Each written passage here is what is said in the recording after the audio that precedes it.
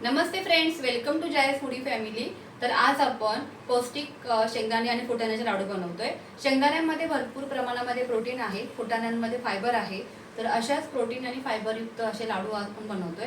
तर लाडू यासाठी बनवतोय की आता शाळा सुरू झालेल्या आहेत मुलांच्या, आणि शाळा सुरू झाल्यानंतर काय होतं की मुलांचाही अभ्यास करून करून त्यांचं थकवा येतो त्यांना। तर थकवा येऊ नये आणि म्हणूनच अगदी पौष्टिक लाडू त्यांना दिले जावेत यासाठी आपण हे लाडू बनवतोय। आणि सगळ्यात महत्त्वाचं म्हणजे पॅकेट्स फूड वगैरे जे असतात तर ते मुलांसाठी आपण दूरच ठेवले पाहिजेत, कारण खूप तेल वगैरे बाहेरचं चांगलं नसतं मुलांच्या हेल्थसाठी, आरोग्यासाठी। आणि तुम्ही जर का हे लाडू बनवले तर हे लाडू अगदी महिनाभर टिकणार आहेत, अजिबात खराब वगैरे होत नाही। त्यामुळे तुम्ही मुलांसाठी बेस्ट ऑप्शन हा ठेवू शकता।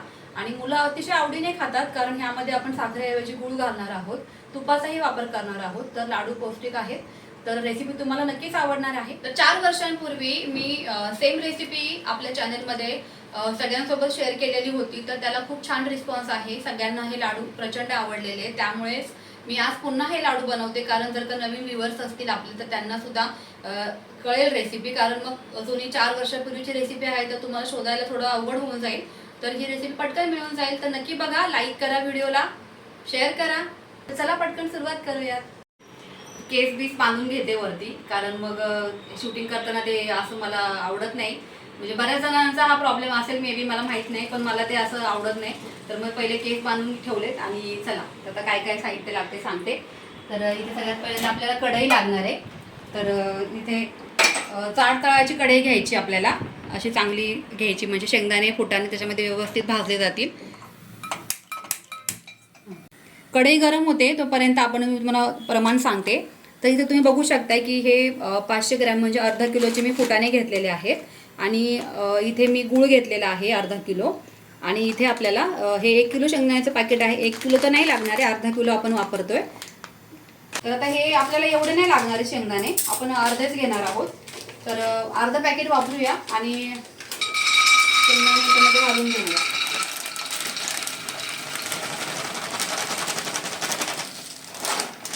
तर हे बघा, अर्धा पॅकेट वापरले आपण शेंगदाणे। तर चांगले शेंगदाणे आहेत ना, बारीक गॅसवरती भाजून घ्यायचेत आपल्याला। तर सुरुवातीला असंच थोडा मोठा गॅस ठेवलेला आहे मी, तर मोठ्या गॅसवरती आपल्याला भाजून घेऊया, म्हणजे गरम करून घेऊ शेंगदाणे असे, म्हणजे गरम झाले की ते छान भाजायला मदत होईल पुढे। मोठा गॅस केल्यानंतर जेव्हा चटचट आवाज लागेल ना, तर त्यावेळेस मग काय करायचं, गॅस आपल्याला कमी करायचा आहे। कमी गॅसच्या फ्लेमवरती आपल्याला अगदी खरपूस असे शेंगदाणे भाजून घ्यायचे आतपर्यंत, कारण शेंगदाणे जास्त दिवस टिकवायचे असतील तर आपल्याला इथे ही प्रोसेस करणं गरजेचं आहे। जर वरवरच शेंगदाणे भाजून घेतले तर आतपर्यंत ते भाजले जात नाहीत, आणि मग त्यामुळे शेंगदाण्यांना किंवा ह्या लाडूंना जाळी लागू शकते, आळी लागू शकते, किंवा खवट वासही येऊ शकतो। म्हणून आपल्याला इथे ही प्रोसेस अगदी महत्त्वाची करायची आहे। ठीक आहे, आता दाखव शेंगदाणे भाजताना।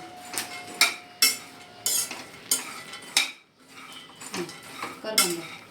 एकसारखे मध्ये मध्ये सतत आपल्याला हलवून घ्यायचे आहेत, म्हणजे ते काय होतं की सगळ्या बाजूंनी असे एकसारखे भाजले जातात, कुठे मध्ये असं शेंगदाणा कच्चा वगैरे राहत नाही। तर व्यवस्थित भाजले ते बघा, तुम्ही बघू शकताय।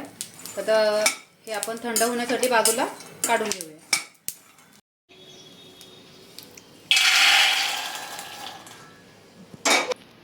शेंगदाणे भाजून झालेत, हे कढई थोडी स्वच्छ करून घेऊया। आणि आता हे फुटाणे भाजलेलेच आहेत, पण तरी पण थोडेसे हलकेसे रोस्ट करून घेऊयात, म्हणजे जर काय मॉइश्चर असेल, कारण सध्या पावसाचं वातावरण आहे बाहेर, पावसाचं वातावरण आहे, तर त्याच्यामुळे थोडेसे हे पण आपण भाजून घेऊयात हलकेसे। आता खूप जास्त भाजायचे नाही आहे या फुटाण्यांना, कारण ऑलरेडी हे भाजलेले आहेत। फक्त आपल्याला जरा गरम करून घ्यायचे आहेत थोडेसे हलकेसे, म्हणजे ते कसं काही मॉइश्चर असेल, काही ओलावा असेल तर ते निघून जाईल, बस इतकंच। आणि थोडेसे तुम्हाला जर वाटलं याची साल काढण्याची आवश्यकता आहे तर तुम्ही साल काढून घेऊ शकता, पण मी काही काढणार नाही आहे, थोडेसे आपले आहेत तर काढून घेते। आणि पण इथे मी साल वगैरे काही काढणार नाही आहे, असेच ठेवणार आहे, कारण सालीमध्ये सुद्धा भरपूर फायबर आहे।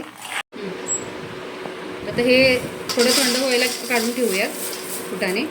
जर वाटलं फुटाण्यामध्ये जास्त साल आहेत तर ते थोडेसे पाकडून घेतले तरी काही हरकत नाही, थोडंसं मी पण पाकडून घेते, थंड करून घेऊया हे दोन्हीसुद्धा। हे बारीक करून घ्यायचं मिक्सरला, तर त्यासाठी एकत्र करून घेऊया। हो तर हे आपल्याला मिक्सरच्या भांड्यात घालून घ्यायचं आहे. खूप जास्त गर्दी करायची नाही भांड्यामध्ये पण, आणि थोडं जाडसरच ठेवायचं, अगदी बारीक पावडर तयार करायची नाही. जाडसर ठेवायचं असं टेक्स्चर. तर अशा पद्धतीने सगळंच मी बारीक करून घेते.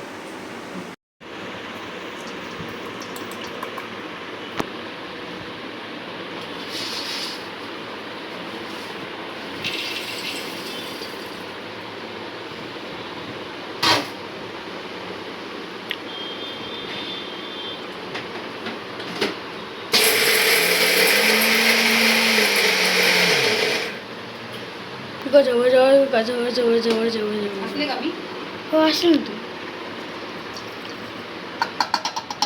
बारीक करून. तर आता इथे मी गुळ पावडर घेणार आहे. तुम्ही जर का गुळ घेतला म्हणजे गुळ बारीक बारीक फोडून घ्या. आणि तो काय करायचा, आपण जसे फुटाणे आणि शेंगदाणे एकत्र केले बारीक करताना, तर त्यावेळेस तुम्ही शेंगदाणे आणि फुटाण्यामध्ये गुळ घालायचा आहे. आणि मग ते तिन्ही वस्तू एकत्र मिक्सरमध्ये बारीक करायच्या आहेत. आता मी गुळ पावडर घातल्यामुळे मी डायरेक्ट घालणार आहे.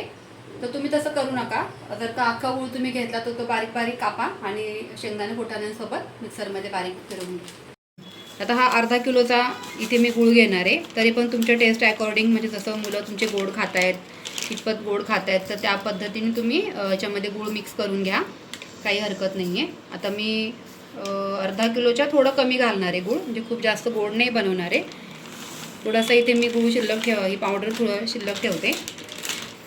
तरी पण तुम्ही तुमच्या आवडीप्रमाणे घालू शकता. मला सगळं घालायचं असेल तर सगळं अर्धा किलो गूळ घाला, कारण आपण अर्धा किलो शेंगदाणे घेतलेले आहेत आणि अर्धा किलो फुटाणे घेतलेले आहेत. तर त्या अकॉर्डिंग तुम्ही गूळ घाला, ठीक आहे. आता हे मिक्स करून घेते मी. तोपर्यंत आपण ना तुपाचं मोहन करूया. तर त्यासाठी इथे मी 2 वाट्या साजूक तूप घेतलेलं आहे. आणि तुपाचं जर का परफेक्ट प्रमाण पाहिजे असंच काही नाही आहे. काय करायचं, जर का तुम्हाला तूप कमी वाटलं तर आणखीन तूप तुम्ही घेऊ शकता. तुपाचं इथे आपल्याला मोहन तयार करायचं आहे. तुपाचं मोहन घ्यायचं आहे, म्हणजे खूप कडकडीत गरम करायचं नाही, फक्त हे वितळवून घ्यायचं आहे तूप आपल्याला. म्हणजे गूळ चांगला याच्यामध्ये मिक्स होईल. वेलची पावडर वगैरे घालण्याची काहीच आवश्यकता नाही आहे. असेच हे लाडू इतके छान लागतात ना, तुम्ही जरूर ट्राय करा. कधी बनवले नसतील आजपर्यंत तर. खूप छान आहेत, पौष्टिक आहेत आणि मुलं तर प्रचंड आवडीने खातात. माझ्या मुलांना तर भरपूर आवडतात हे लाडू, कारण वरचेवरच मी करत असते. चांगलं गरम झालेलं आहे आपलं. आता हे याच्यामध्ये घालायचं आहे. जर का आपल्याला वाटलंच का तूप कमी झालेलं आहे तर तुम्ही आणखी तूप घालू शकता, काहीच हरकत नाही आहे. कारण कसं होतं की तुपाचं प्रमाण कमी जास्त लागू शकतं. तर इथे मी हे पूर्ण तूप घालून घेते. 2 वाट्याचं तूप घेतलं होतं, तर तूप टाकून घेतलं याच्यामध्ये. आणि जर वाटलं तूप तर आपण आणखी एक्स्ट्रा घेऊ शकतो, काही हरकत नाही आहे. चांगलं मिक्स करून घ्यायचं तूप याच्यामध्ये.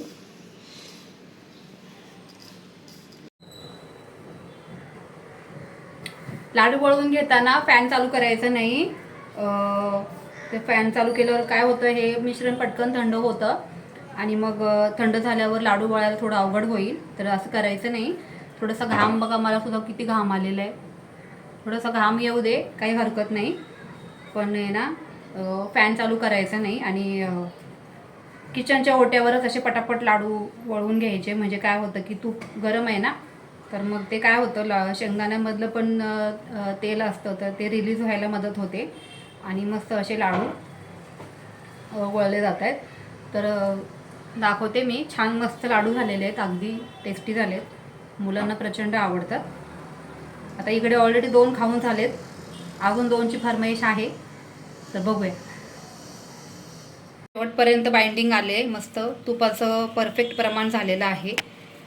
आणि सांगितल्याप्रमाणे तुम्हीसुद्धा घ्या प्रमाण, तुमचे पण लाडू मस्त बनतील.